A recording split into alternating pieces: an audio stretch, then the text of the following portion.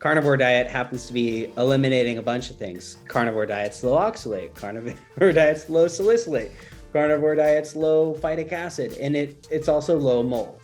And so one of the ideas there is these biotoxins can build up in your system.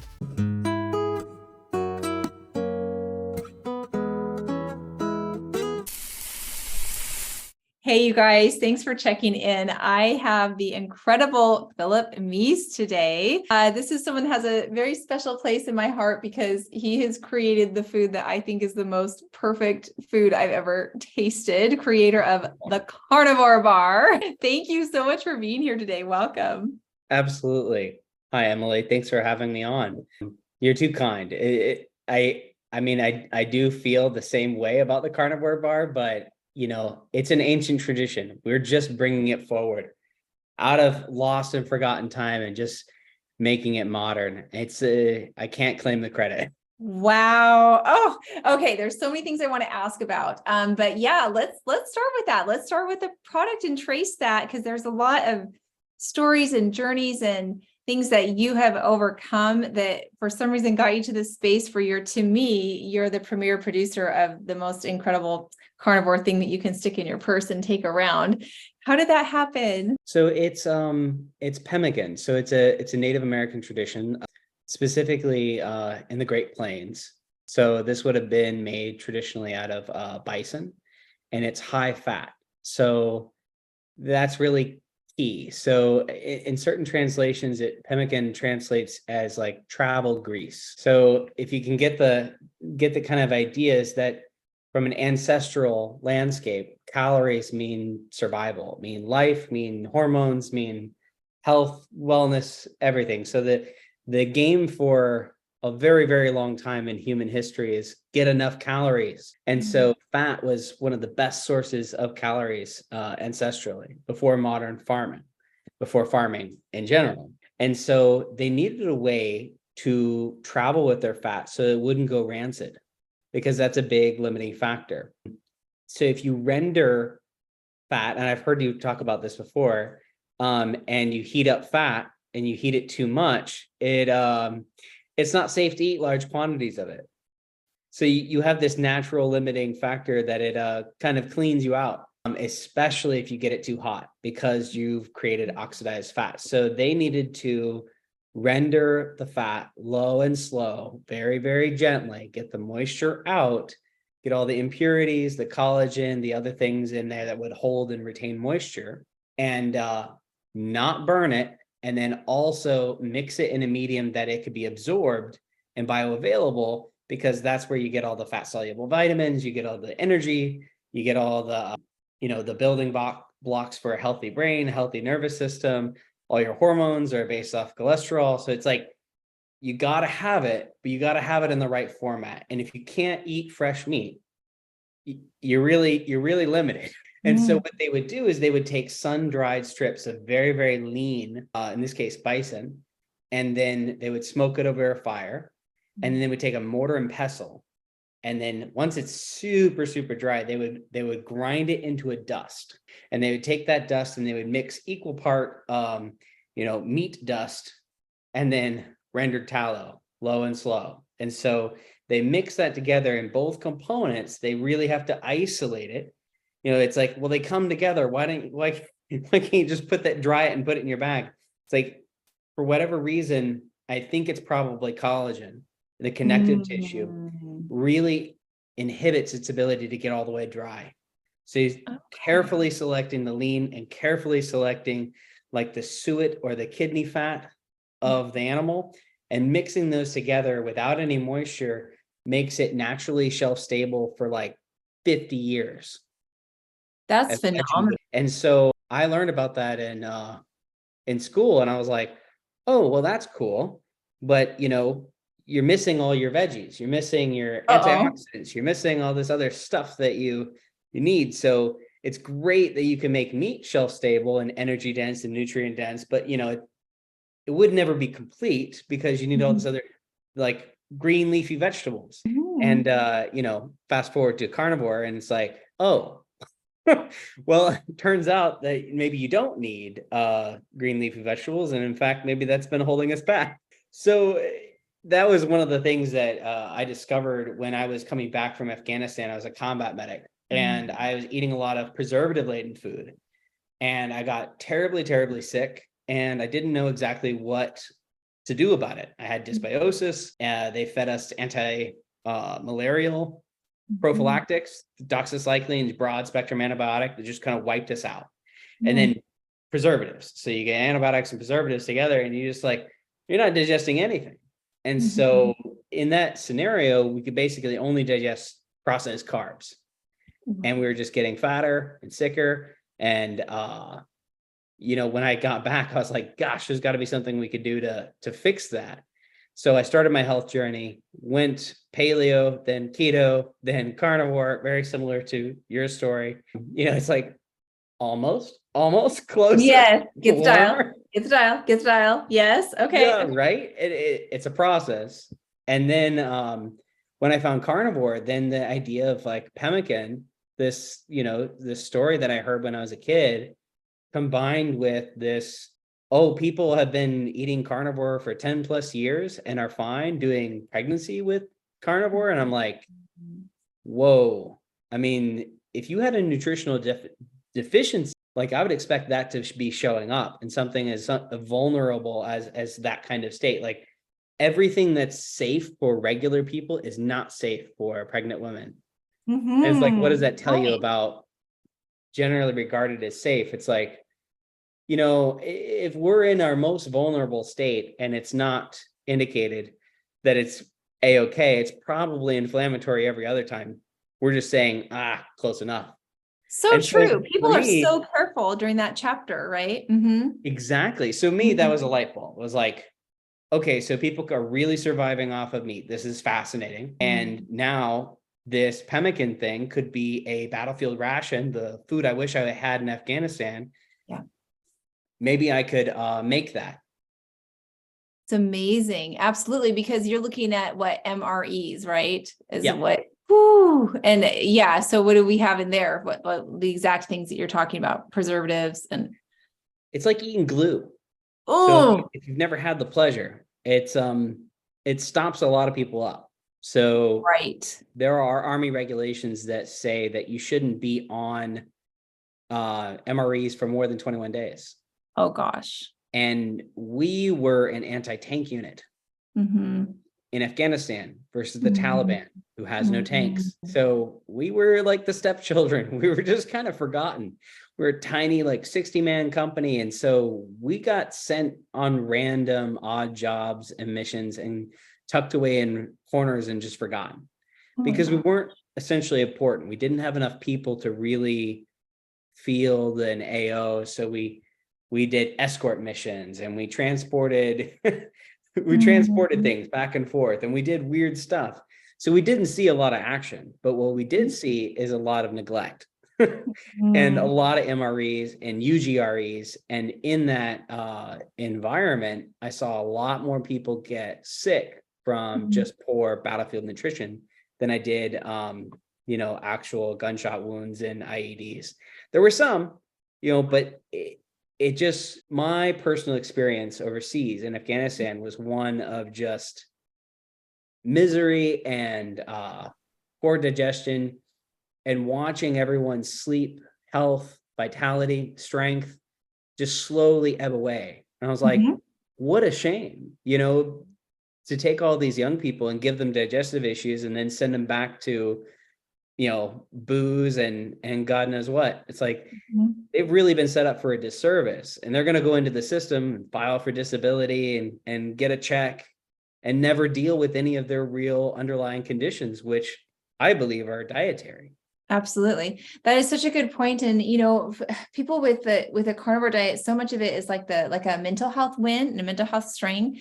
And like, who needs that more than what is being dealt with on that situation, and who gets, so much, trauma and PTSD and things that are happening like that. And to have all of that in an environment of like no nutrition, of zero nutritional support. Exactly. So it's like, there's real trauma People are losing friends, you know. We didn't lose anyone in our unit, but we were down at Spur and we passed Boots. Yeah. You know, and it was just like, you know, there had just recently been casualties here. We laid our heads down to rest next to exploded mortar shells, just little fragments. And it's just like, you know, we were constantly near violence, but we didn't experience it. And so I got the label when I went to the VA. I was like, man, I'm having a hard time focusing. Like, I'm having this crippling anxiety. I can't sleep. I'm gaining weight. Like, there's all these problems, and I can't put my finger on what the cause is. And going keto harder is not solving it. And so they said, oh, well, your lack of focus is, you know, it's PTSD, ADHD. Here's some Ritalin. This will help you focus. Of course, the anxiety just exploded. Oh, right. It kind of revved everything on a different. And then when I was doing my workouts, I wasn't recovering because I was just so spun up. And needless to say, more acceleration in the wrong direction was not what I needed at that time. So I know the diagnosis didn't fit the mechanism of injury because of the deployment I had. It was just kind of like, it was soul sucking, but it wasn't trauma. And so, but what if it had been? You know, what if you're a soldier who is in the same kind of contaminant area, mold and burn pits and goodness knows what's, eating crap, and then also you lose a friend? You know, how do you distinguish within yourself, or you do something that you're ashamed of, or you were ordered to do something that you are still struggling with? You know, despair or depression. It's like, how do you separate the illness from the trauma? It's like, I don't know. And it's like the way that our system is set up is usually we slap a label on it. And so if a lot of these cases could be ameliorated with diet and lifestyle interventions, those are unturned stones that we're just not exploring, that you and I, Emily, we know, like, it can make a really big difference. That's right. That's right. The enhancement, it can be an enhancement. It can be a foundation that you can actually access the tools that you need to work through the other things, and to have that void as even an option to come in, even if it's auxiliary, you know, to what's going to help everything, is near criminal. It makes me feel like, just when we think about institutionalized settings, right? So this is the epitome of something like that.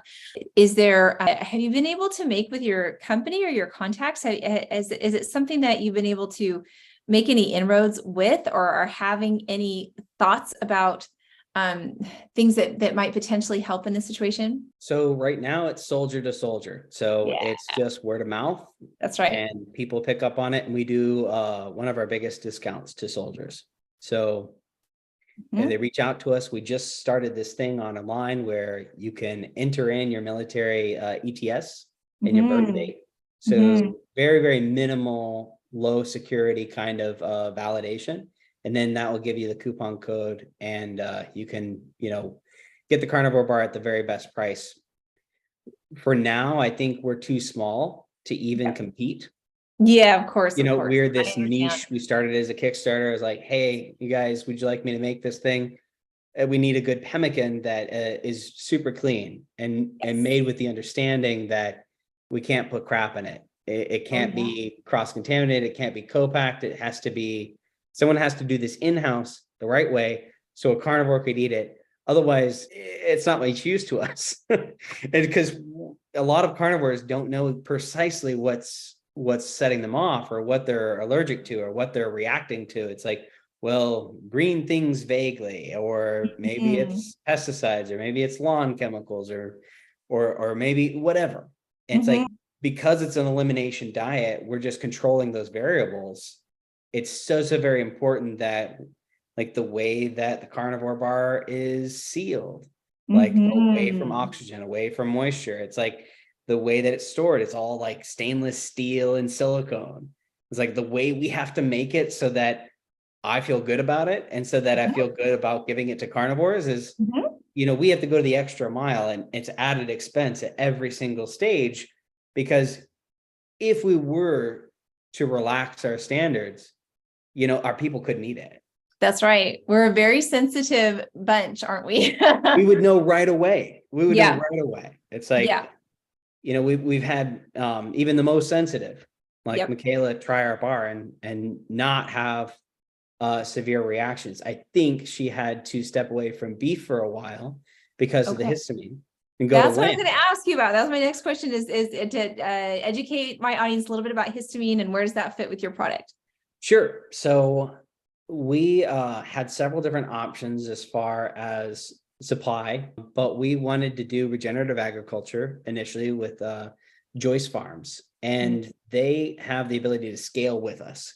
So if I go to my local ranch down the road where I get my personal beef, I ask them how much meat they could give us. And it's like, in the very first year in the Kickstarter, we capped them out. It's like, that would be all the meat that I make this year. One source. Okay. Yeah. Okay. And it's like, okay, well then it would need to change flavor. It would need to change texture. It would need to change macros every single batch. And it's like, we can't turn that into a product. It needs to be something that that's reliable, that tastes good, that has a predictable flavor. And we could either go commodity beef, which is grain fed, or we could go regenerative and go grass fed. So I have been doing grass fed, grass finished beef as part of my own protocol since paleo. And it's been very, very helpful for me to make sure that I know that I'm getting the highest quality proteins that I can, because I knew that was a key component of health. And I was just unsure about the rest. I've slowly gotten less confident in vegetables and more confident in just meat as I've been carnivore this last 5 years. But it was a journey. And so I stayed from that place of safety that I knew that grass-fed, grass-finished was good for me. But in order to compete with commodity beef, which is finished with grain, they do dry age. So grass-fed, grass-finished, in order to meet the tenderness expectations of local consumers who are used to grain-fed animals, they feel the need to dry age, and that's an industry standard. So you have to go and find really, really seek out non-dry aged grass-finished beef. So again, there's like a couple different angles there. The grain-fed is not dry aged. I think it's already pretty tender. Or at least I could find it not dry aged. And people who had histamine sensitivity who tried the grain finished beef didn't have reactions to it.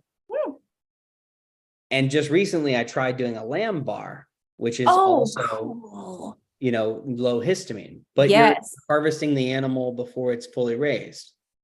So from like a cost perspective or a sustainability, so there's all these trade-offs. It's like with regenerative agriculture, we're inoculated against people who think that humans shouldn't eat meat at all. Yeah, it's true. Regenerative agriculture regenerates your health and the planet.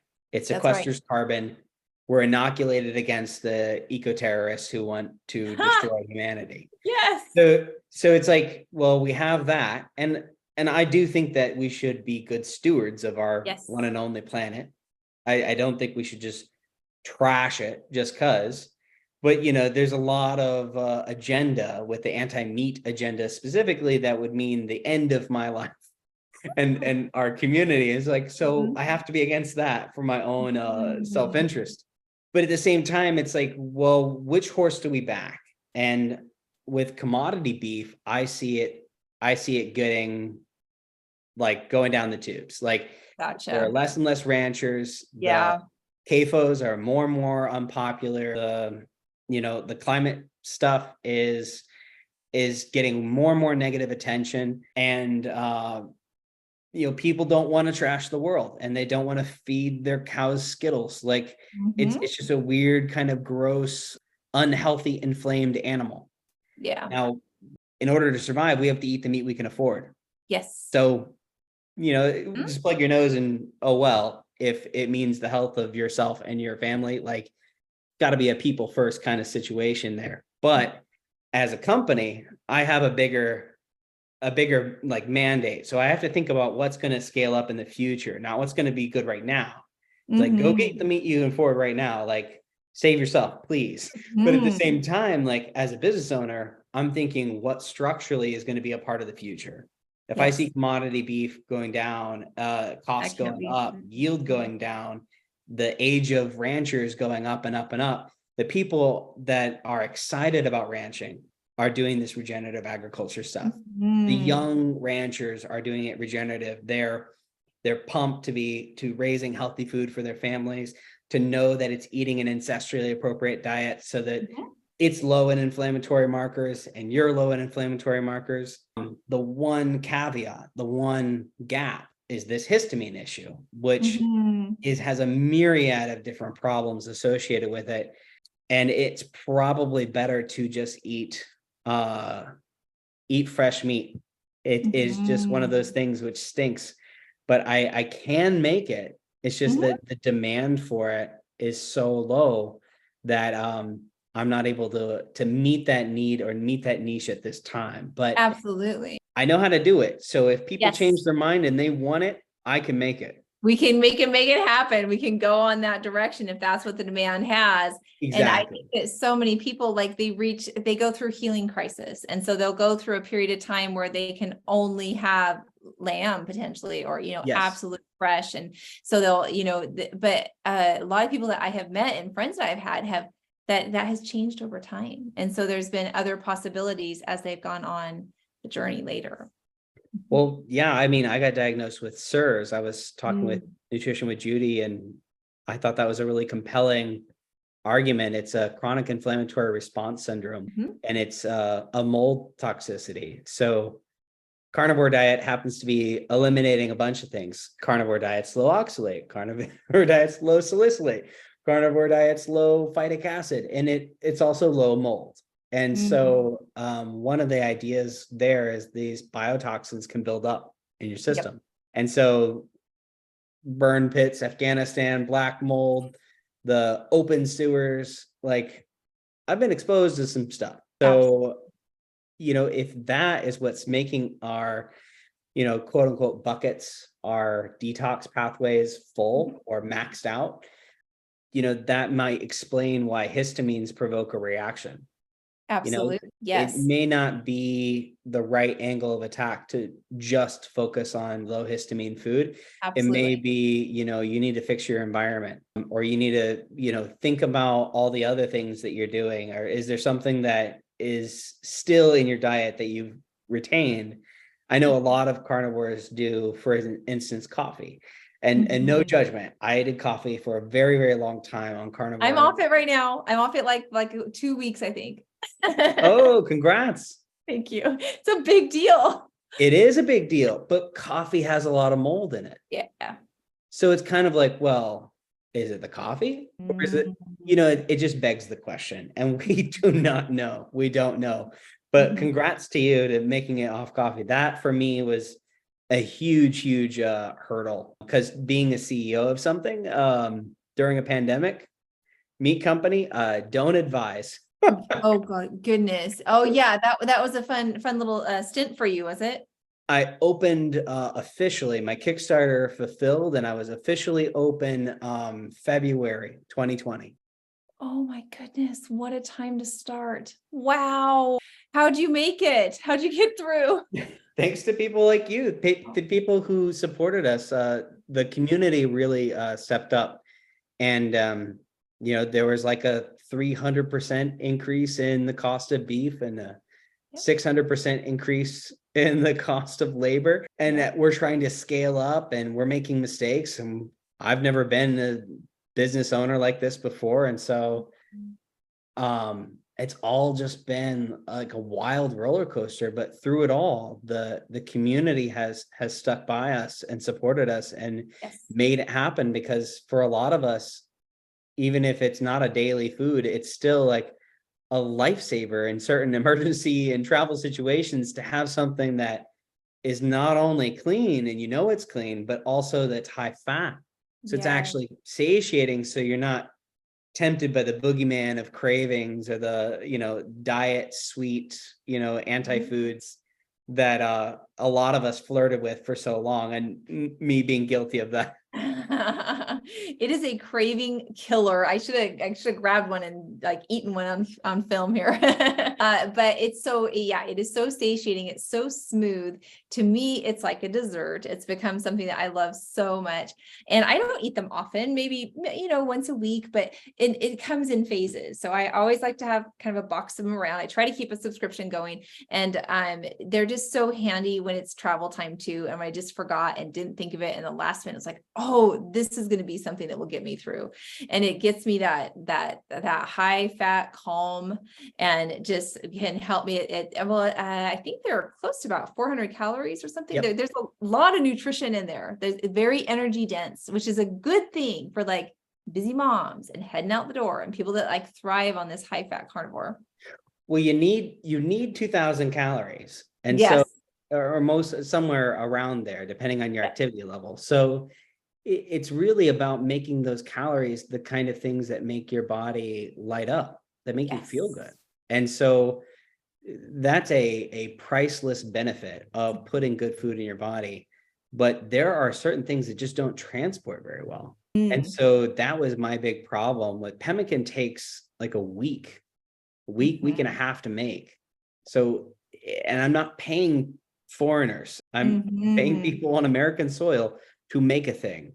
And then they're making that thing out of concentrated, dried, grass-fed, grass-finished beef, which is probably the worst business idea you could possibly. You're supposed to make it out of plastic. You're supposed to make it somewhere else and then ship it here and then profit. And so the Carnivore Bar is just stubborn, boneheaded, like, no, I want the highest possible ingredients made the highest quality way. And, that's what it's going to be. But you mentioned subscriptions, discount heavily subscriptions, 15%. And that stacks with the affiliate codes. Yep. Because we know a lot of affiliates, you don't have a bunch of junk or gadgets or gizmos or supplements that you can sell to support a burgeoning YouTube channel. And so it really, really helps if you can have an affiliate with a product that is just meat, like beautiful, just meat. And so total with those two stacking, it's 25% off.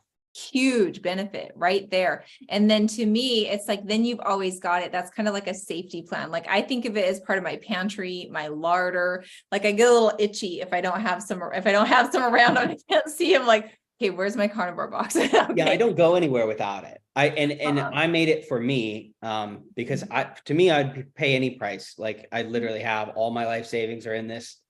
And for me, to quit the Carnivore Bar, I would need the Carnivore Bar to exist. I would need someone else to be making it at this high level of quality so that I'd know that it's safe. It's like, because I was a combat medic, my civilian job is paramedic, which makes, maybe $20 an hour. Gotcha.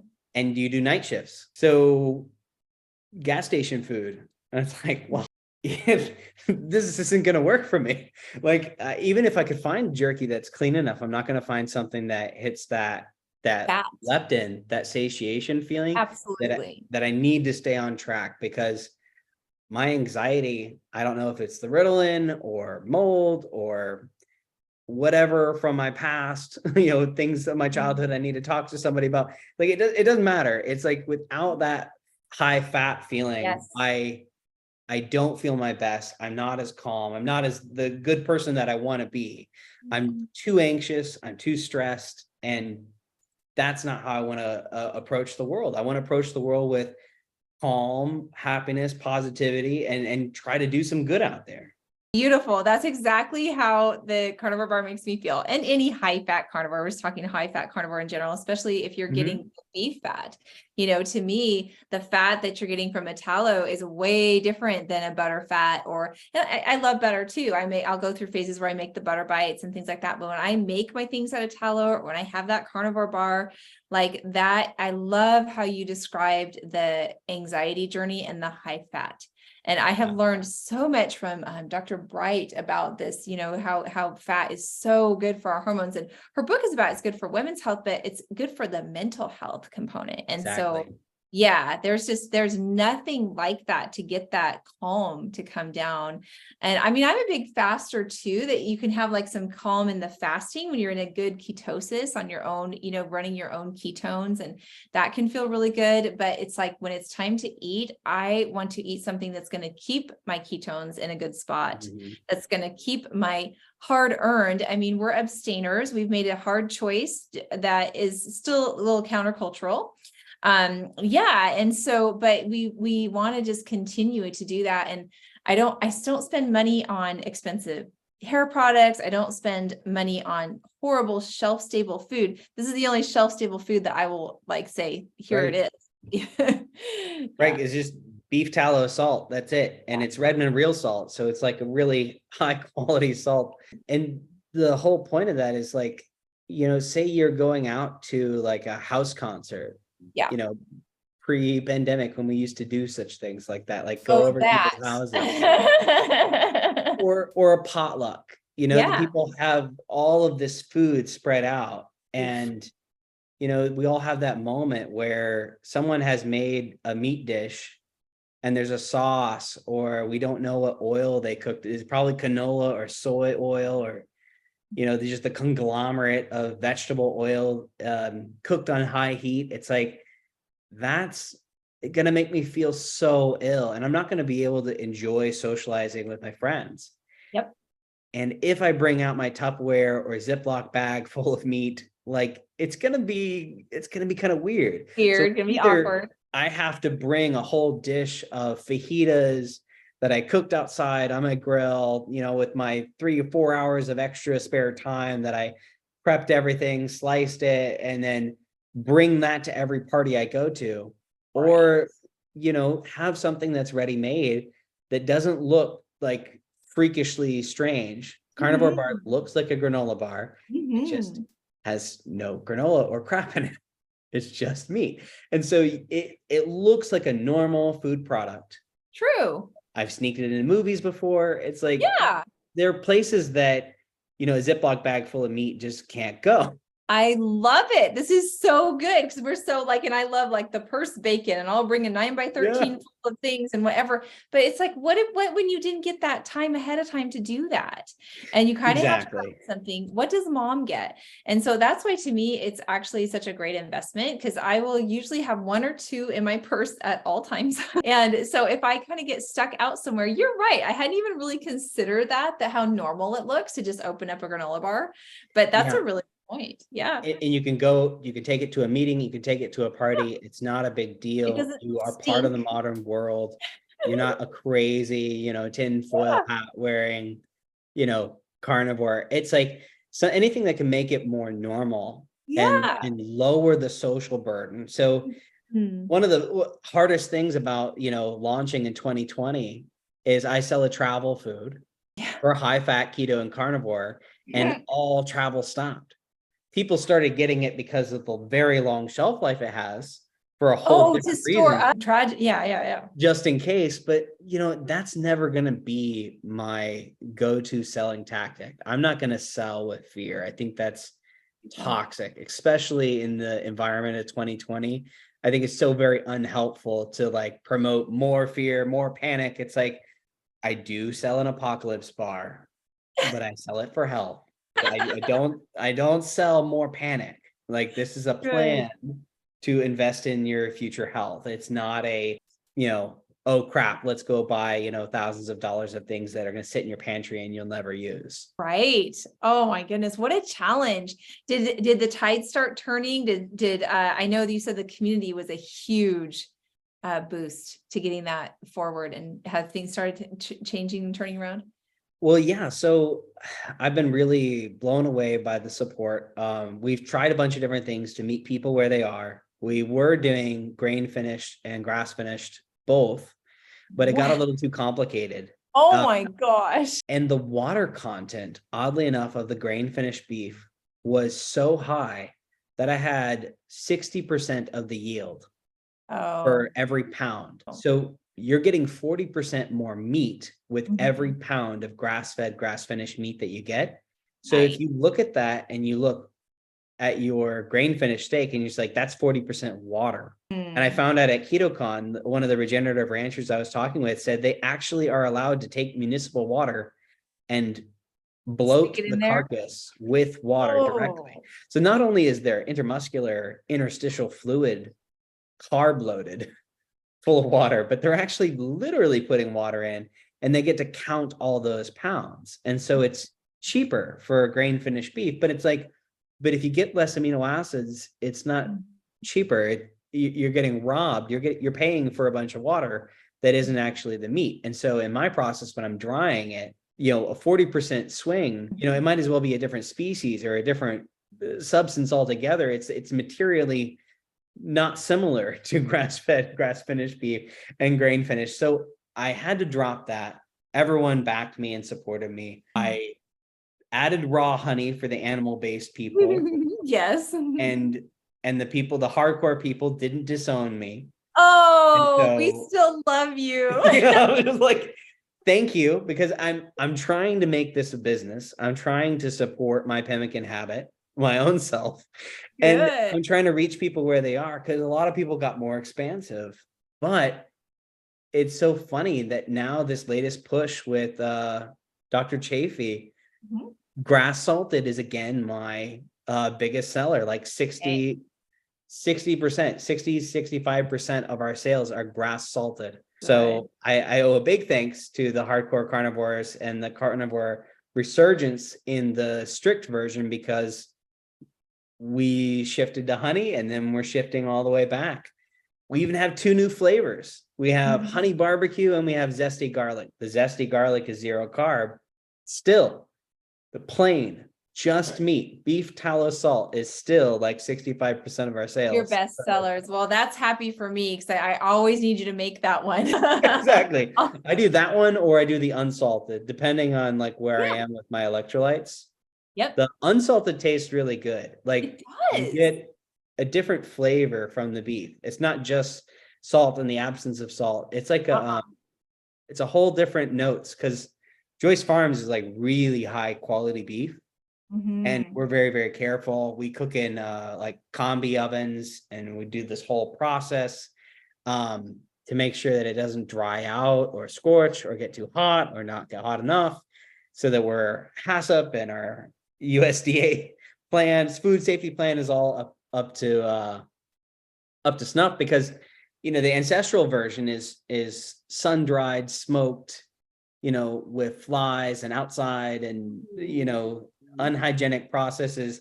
It's like if you get a really good pemmican chef, they could probably keep it reasonably clean outside. But it's like modern food safety would be like, heck no, it's like we can't make food outside with mortar and pestle anymore. And so I've had to adapt all those ancient traditions, methodologies, without using chemistry, just using the mechanical forces to try to engineer that crunch, so that we're drying it and keeping it so that it has a little bit of a texture, because the original was like slimy. Oh, okay. Okay. Have you ever had original pemmican? I mean, I've tried my own. I was going to ask you for that Pemmican Secrets, because I'm trying to get that crunch as well. And I will always use your product, and that will always be part of my life. But I also am like, okay, when we're working out this out, how are people getting that crunch? Is it a salt? So it is a little bit of a trade secret, because I don't want to, the recipe is beef tallow salt, but it is 50% dried beef and 50% rendered tallow. So it's very important when you're getting the ratio right, that you render first and then you dry first, because wet meat is going to be a bigger proportion. Each 2-ounce carnivore bar is about a half pound of meat, if you can believe that, because there's that much water. That's amazing. So when you're drying it, I would recommend really be careful of like the thickness of the meat that you're drying and the duration and temp. So play around with the duration and temp so that you find something that isn't like rubbery jerky. And that you want it to be like flaky, like you want it to be able to be broken up. And when I was first doing this, in my very humble, kitchen origins on Kickstarter, I used a coffee grinder. Oh, So nice. because Okay. it gets really hard. Uh-huh. And so the little bits of meat would get really hard. And so you want it to get light and fluffy. But if you Yeah. get it too fluffy, then you mix it with fat and it's slimy. Soft. Yeah. It Yeah, gets it's soft. too soft and doesn't have Uh-huh. that body, that texture that Uh-huh. we have with a carnivore bar. Love But it. some of the things that it takes to do that are pieces of equipment that are, Nice. tens of thousands of dollars. Oh, it's not going to be your little kitchen thing. I know that No, Taylor Peterson makes this stuff in the air fryer, just these crispy beef shreds, right? yep, The secret on that is to have enough fat in there. I think that when you yep. get the fat on there, you just get like these like morsels of like heaven. Yeah, and I've seen like ice cube like pemmican bites and you talk actually about the little butter. Oh yeah. Oh Yeah, yeah. I get those going, put some ground beef in them. I've even will sometimes put some bacon in there you them. go. Uh-huh. So There's a yeah, way to make it. yeah, And if you're at home, definitely that's the way to go. Is yeah. like make every dollar count, get as many of those like snacks and those tools to help you stay on this way of healing. Mhm. But then it's like when you leave the house, that's where you should set aside time to make your pemmican, Yep. I love because save the pemmican for those travel trips. It'll take you all weekend, but you'll make pemmican, you seal it up nice and tight, not just a Ziploc, but you seal it like a heat Mhm. seal with something non-permeable, like a Yep. Mylar bag. And then you can take that on trips. You can go hiking with it.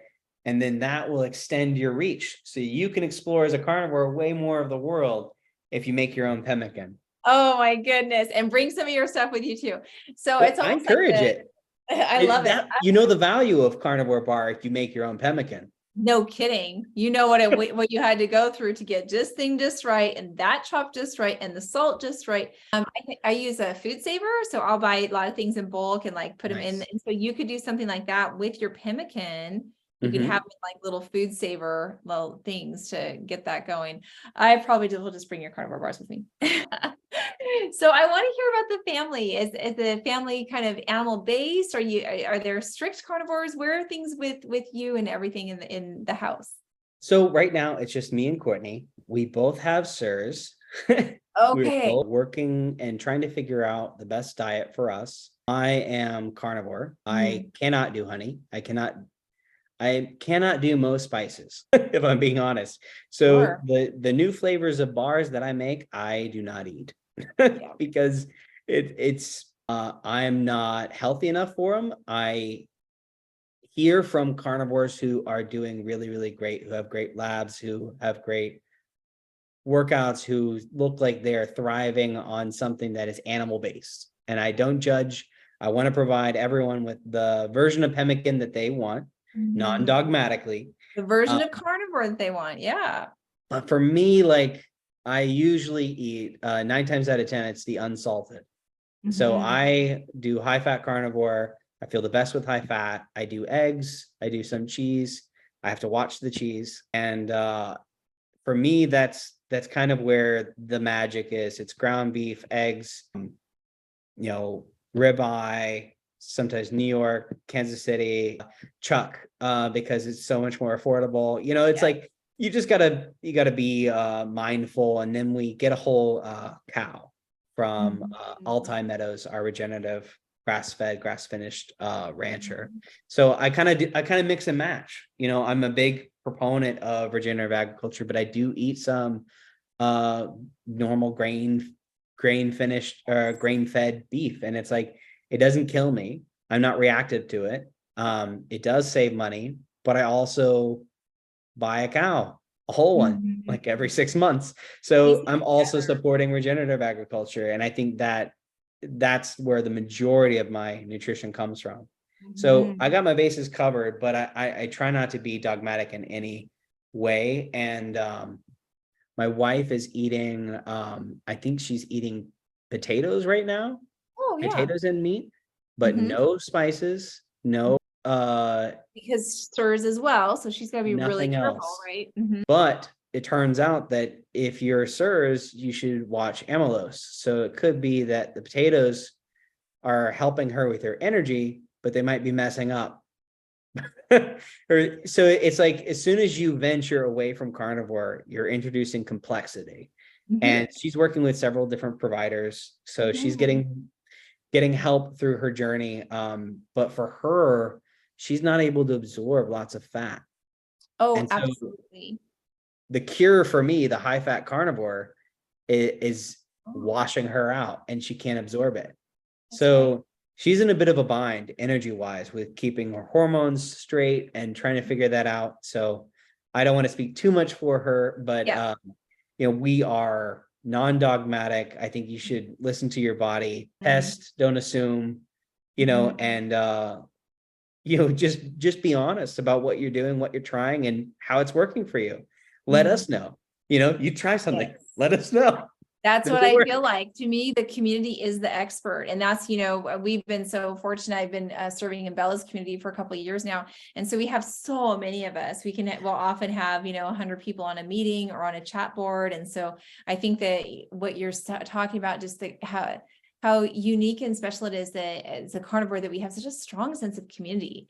And so, just doing that helps. And Bella's a great example. It's like, well, let's do all beef. Let's do no salt. Let's do all these different variants. Let's dial it in. Let's pull these different levers. And it's like, and then she reported back like, oh, this happened. This happened. This happened. Yes. Yes. Thank you. Now I don't have to do like 2 of those experiments. I can just jump to the end.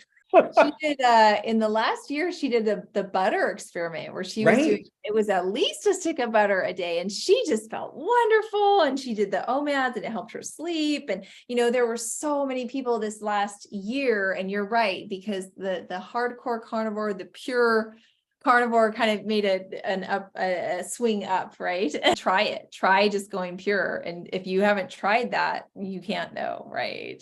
Right. Because it would start with 1 or 2 things, and then it'd be a little more, and then it'd be a little more, and then it'd be a couple more cheats. And then it'd be like, well, it's like, it just starts getting away from you. And if you go strict, then you're like, oh, wow, I can feel a lot better. And it's really not worth it for those momentary little blips of semi pleasure.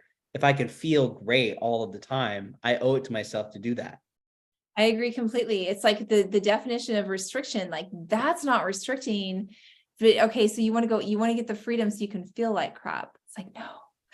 For so many of us, if we just keep it strict, and then it's a decision, your decision's made. You don't have to fuss around with all of these variances. And not that we don't support that road, we support that road. But I love that there's, for those of us that are just going to do way better with simple guidelines and simple rules, that there's a spot for us now. And we're even, on the rise. Yeah, I think we really are. And it's really important just to be honest, to have the freedom to try without judgment or condemnation or turning this into a religion.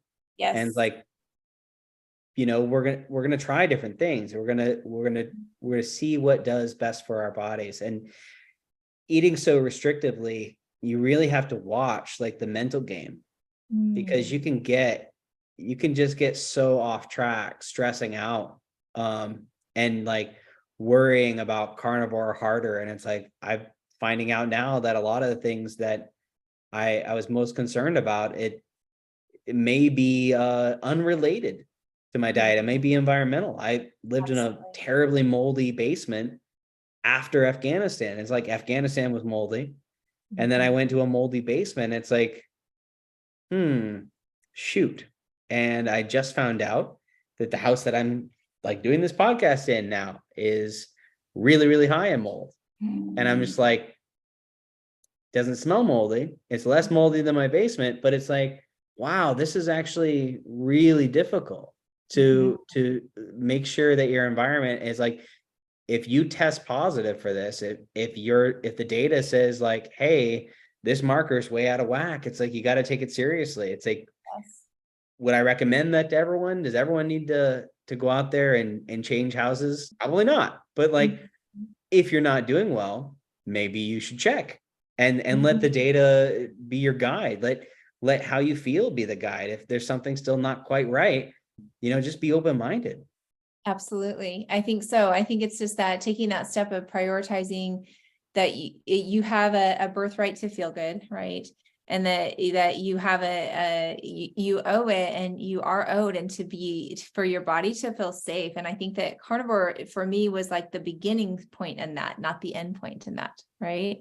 And so coming up to that, putting your health that important that you would be so restrictive and, would have this horrible, horrible diet of fatty meat, then that just kind of, I think, opens up the mindset of, this, whatever it is that I need to thrive that is valuable. That's worth the focus because you can only focus on so many things in your life. And so having the things that are going to cause you to physically thrive, it's worthwhile. It's worth the investment. The food is worth the investment to invest the properly raised meat, as much as you can afford. Like, these things are worth prioritizing. And fatty red meat was my favorite thing to eat anyway. I mean, it's not exactly that restrictive. It's what I love most. When I get to eat, it's like, and now I'm just skipping the parts that I had to begrudge through childhood. It's like, no, I don't have to do that part anymore. That's right. Oh, you are just a kindred spirit. So I am so glad that we got to spend time together, my fatty meat eating friend.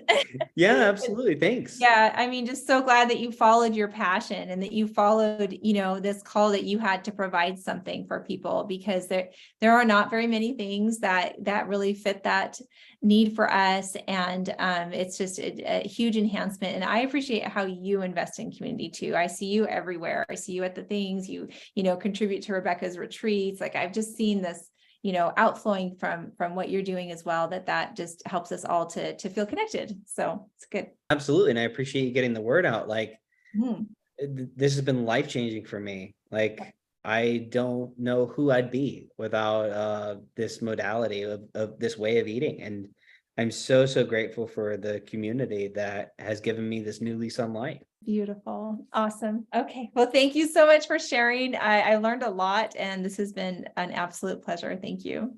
Yeah, thanks for having me.